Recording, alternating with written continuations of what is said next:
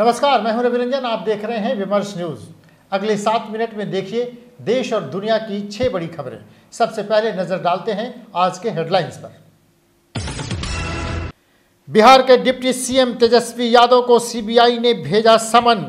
गिरफ्तार हो सकते हैं तेजस्वी यादव। घर से मोटी रकम की बरामदगी के बाद बढ़ा खतरा। बिहार के बेगूसराय में 10 साल की बच्ची के साथ हैवानियत। बच्ची की 6 साल की सहेली को भी बुरी तरह से काटा। बिहार में सीबीआई और ईडी की कार्रवाई पर बीजेपी और राजद में जुबानी जंग। सुशील मोदी बोले, बोया पेड़ बबूल का तो आम कहां से होए। लालू परिवार की दुर्दशा के लिए नीतीश और ललन जिम्मेदार। बिहार में बोर्ड्स एग्जाम के रिजल्ट का खत्म हुआ इंतजार। बीएसईबी का दावा, अप्रैल महीने के पहले सप्ताह में आएगा रिजल्ट। तेलंगाना के मुख्यमंत्री की बेटी से ईडी की पूछताछ जारी। के कविता दिल्ली शराब नीति मामले में की गई हैं तलब। हैदराबाद में बाय बाय मोदी के पोस्टर्स। यूएस का सिलिकॉन वैली बैंक बंद। लगातार घाटे और फंडिंग न मिलने से शेयर 60% तक नीचे गिरे।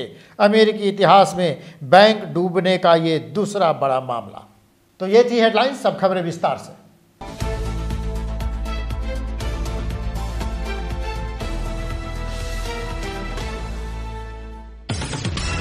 बिहार के डिप्टी सीएम तेजस्वी यादव के खिलाफ सीबीआई ने समन जारी किया है। सीबीआई ने उन्हें 11 मार्च को ही हाजिर होने को कहा है।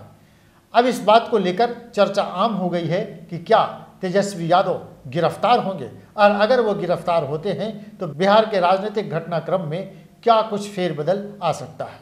देखिए एक रिपोर्ट। बिहार के डिप्टी सीएम तेजस्वी प्रसाद यादव गहरी मुसीबत में फंसते नजर आ रहे हैं। शुक्रवार को उनके दिल्ली स्थित आवास से ईडी की टीम ने मोटी रकम की बरामदगी की थी। वहीं सीबीआई ने दूसरे दफे उन्हें पूछताछ के लिए हाजिर होने का समन भेजा है।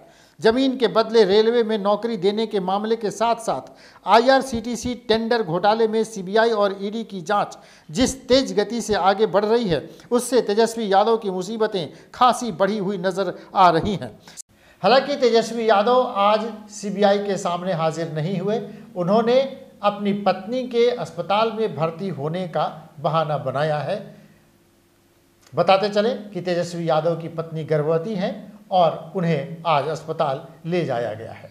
बढ़ते हैं अगली खबर की ओर। बिहार के बेगूसराय में दरिंदों ने दरिंदगी की सारी हदें पार कर दी। 10 साल की बच्ची के साथ सामूहिक रूप से की हैवानियत। उसकी 6 साल की सहेली के गाल को बुरी तरह से काटा।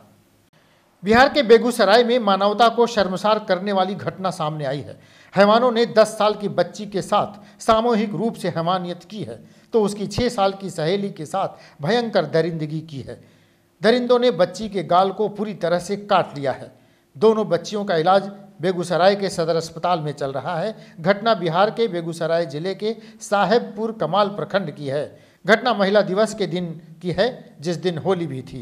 बेगूसराय पुलिस ने बताया है कि इस मामले में परिवार ने 4 युवकों सोहन कुमार, बबलू कुमार, हरदेव कुमार, गोविंद महतो को नामजद अभियुक्त बनाया है, जिसमें से सोहन और बबलू की गिरफ्तारी हो चुकी है। पुलिस का दावा है कि इस मामले में 2 लोगों को गिरफ्तार किया गया है, लेकिन इस तरह की हैवानियत लगातार हो रही है। इस पर सरकार और समाज की चिंता भी बेहद जरूरी है। बिहार में लगातार ईडी और सीबीआई के छापों से तिलमिलाई राजद लगातार बीजेपी पर हमलावर है, तो बीजेपी भी राजद पर जोरदार हमले बोल रही है। इसी सिलसिले में बीजेपी के कद्दावर नेता सुशील मोदी ने कहा कि बोए पेड़ बबूल के तो आम कहां से आए। सुशील मोदी ने कहा कि राजद की मुश्किलों के जिम्मेदार उनके साथी ललन सिंह और नीतीश कुमार ही हैं।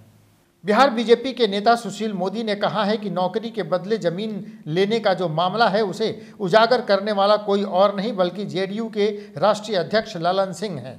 साल 2008 में जब मनमोहन सिंह देश के प्रधानमंत्री थे, उस समय ललन सिंह और शरद यादव उनके पास पहुंचे थे और ज्ञापन देकर कार्रवाई करने की मांग की थी। देश में यूपीए की सरकार होने के कारण उस वक्त कोई कार्रवाई नहीं हो सकी थी। 2014 में जब एनडीए की सरकार बनी तब ललन सिंह एक बार फिर सक्रिय हो गए।